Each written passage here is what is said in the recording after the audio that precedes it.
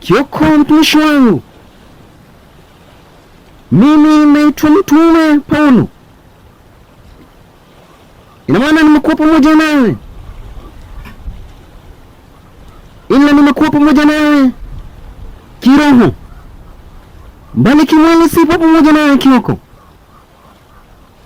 ila nilikuachia kiumbe cha Mwenyezi Mungu pamoja na mteule mdogo wa Mwenyezi Mungu awe pamoja nami na kuwashikilia mieni nyinyi Kioko pamoja na familia yako. Nahitaji Kioko kwa kufahamisha jambo moja na ambao natumai utalisikiza kwa makini zaidi, maana hii ni vitu na ambayo hatakamilika hivi sasa Kioko. Kiumbe cha Mwenyezi Mungu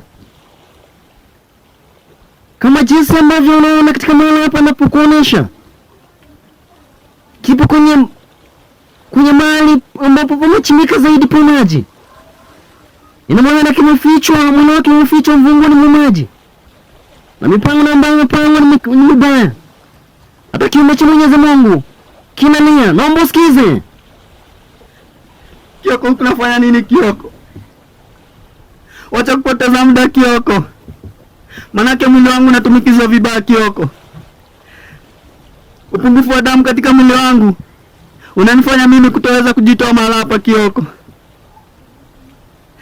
Na hata Kioko, sasa hivi tunavyozungumza, kuna vita na ambavyo vimepangwa juu yako na wale watoto.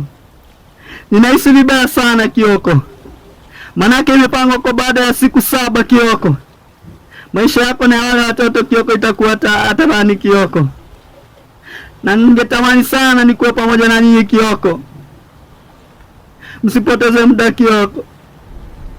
Kile ambacho Kioko nakuambia